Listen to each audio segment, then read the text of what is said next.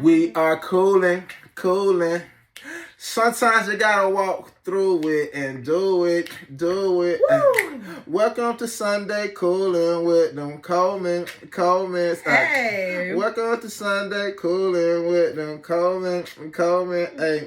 So look, y'all, every Sunday we gonna be coming to y'all, man, with 5 things that's true to us. Yep. True to our relationship. Yep. True what we've learned over the course of 8 years.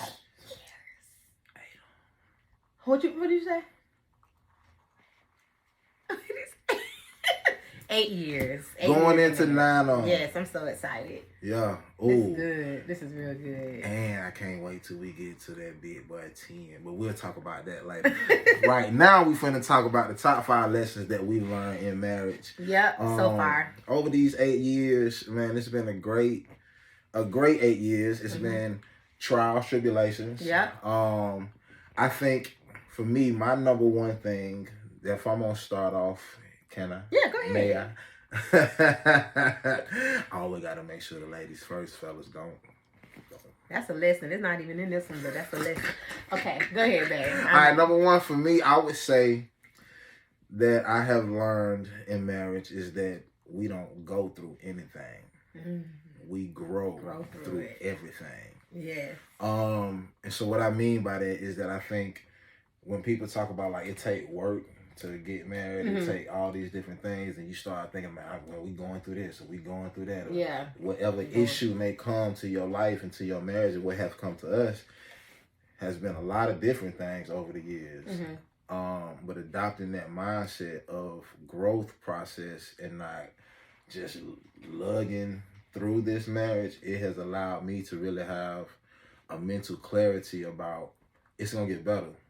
You know what I mean? Yeah, no matter what it is, it's just a season. It's a season. Yeah. And so if this is a watery season or a rainy season, it's water in the ground for something to grow from that. If it's a sunshine season and we vibing and we loving and we doing everything like it is, then it's a season to really be able to thank God for that. You know what I mean? But through it all, I think that would be one of the biggest lessons for me is not going through anything, but adopting the mindset, of growing through it. Okay, that's great.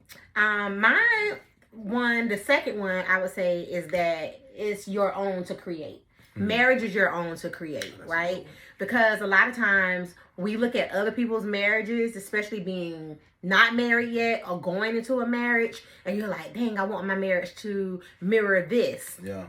Or mirror these people, and y'all hear people hashtag marriage goals and all those things like that. Yeah. But it's not until you're in your marriage that you realize that whatever we thought they were doing over here or doing over there, that ain't gonna work for what we're doing here. For what we got. Yeah. So you have to, in a marriage, create your own path. What works for y'all may not work for the world or your neighbors or your friends. It has to do what works for us. So that was your lady is your lady, man, and your guy is your guy. Yeah. And so from that point, you got to really take the time to love on them from where they are, who they are, and you got to really accept that. Different situations, different circumstances. Changes all of that environment completely. For real. So you got to create your own. Yeah. Okay, your turn. It is good to have a tribe of people if you can around you, but always, man, I like that. That's dope. So look, my number 3. Let's see, number 3. That was a great one. Thank you. You know what I mean?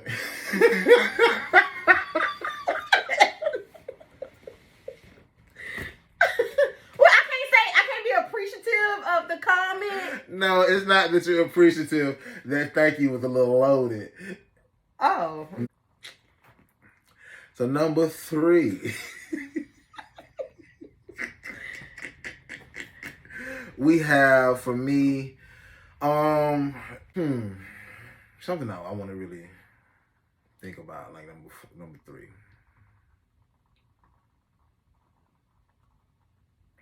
Patience. Patience. Man, that's a good one. Baby. Patience.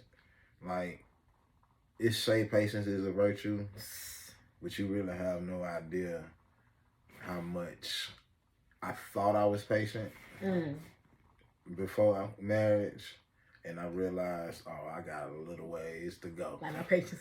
I got a Same. you know what I mean? Well, patience. I think that's one of the biggest lessons for me. Yeah. It's just learning to have patience with you as my partner, with you as my wife, with you as my friend.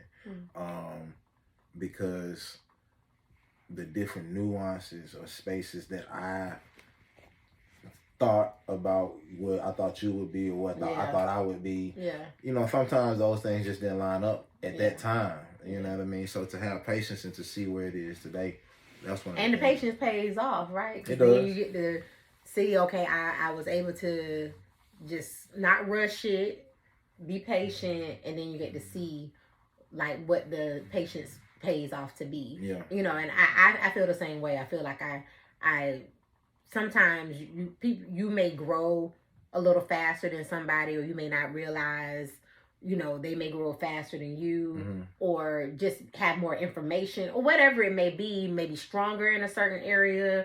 And for the person who's not, the person who is has to be patient for that person, because it can easily grow into resentment and a little anger and all of that stuff when you're like, dang, like, when you gonna get it? When you gonna get it? When you gonna get it?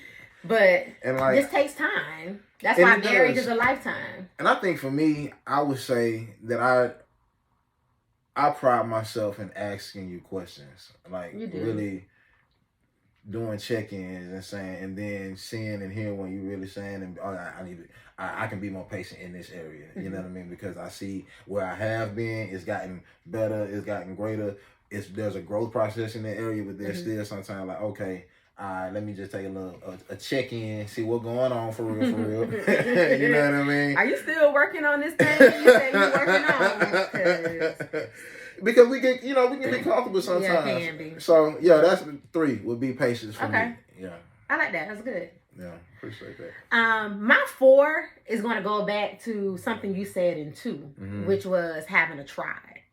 And that is one of the things I realized as a young married couple, that having other married couples in your life is so beneficial to the success and the healthiness of your marriage. That's real. When you're able to have other couples, no matter the age, but that are similar in age sometimes, that you can go to and say, hey, we going through this, or we need some advice on this, and they've most likely have been through it, going through it themselves, and they can offer a different perspective than when it's just the two of you. You in it, so you don't see it. You gotta be having blinders. You have blinders, and so having other people from another different perspective, depending on how many years they've been married or how whatever, can come and say, hey, have you looked at it this way? Have y'all looked at it that way? And I think it helps. It definitely has helped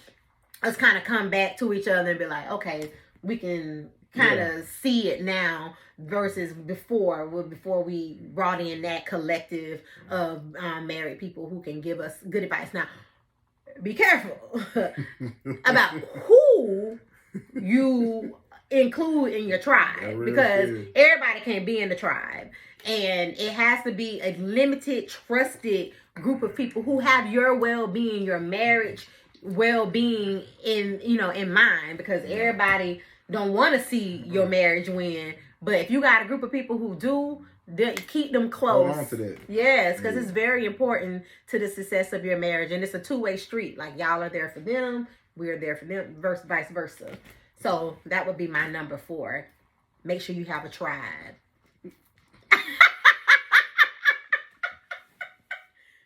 Going somewhere with all that. Presidential, baby. That's a presidential. You know what I'm talking about? That's boss. Big boss talk. You dig what I'm saying?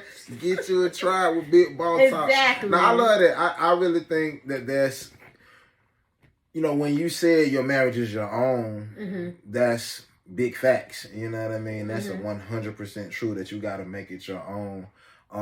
To your point, having the different ranges of friends that are married and been doing this thing, and they got your best interest at heart, it gives you something to look forward to. You know what I mean? It gives you a glimpse into it can get better. You know what I mean? Because you also get to see some of their trials and tribulations as well, and honestly, you get a chance, depending on where you are, you get a chance to say, you know what, that's not how we would do it. Yeah. You know what I mean? It gives you more clarity on what you would do in your own marriage by having a friend group like that and a tight circle like that you can trust, and you know that they can trust y'all. Yeah. And so it really does go a long way.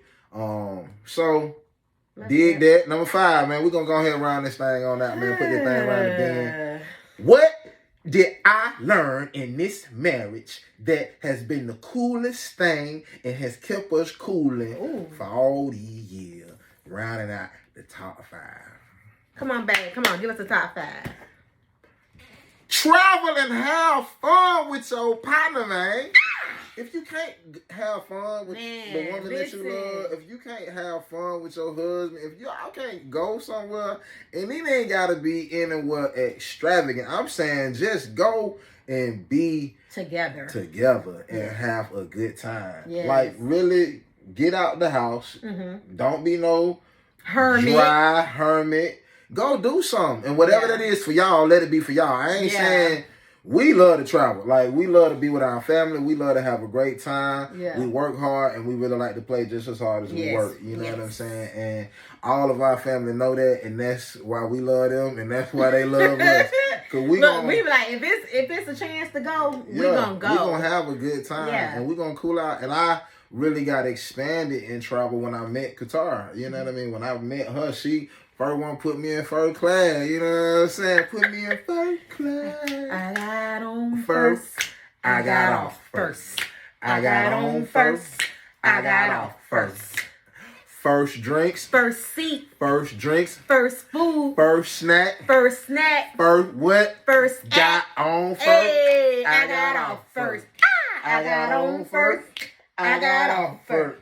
Well, I'm trying to tell y'all better have fun. We made that song up. Cause the first time we did first class together. Y'all know he made it up though, because he always making up songs. First drinks, first snacks. It was an experience. I ain't never experienced that before. I'm like, what? Dang, people still getting on the plane and we getting a drink. Do it for fun. You better do this. What?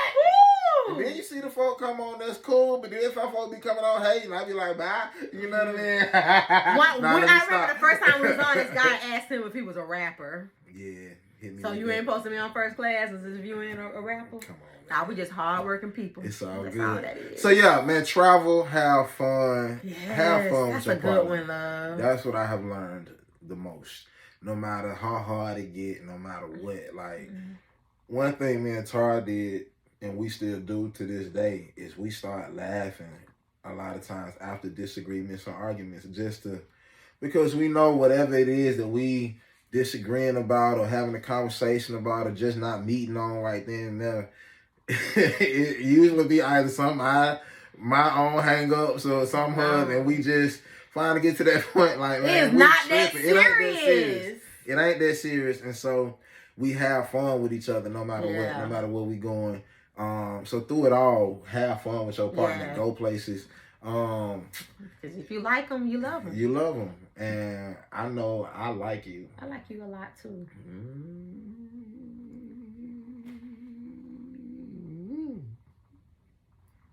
We finna go like on each other.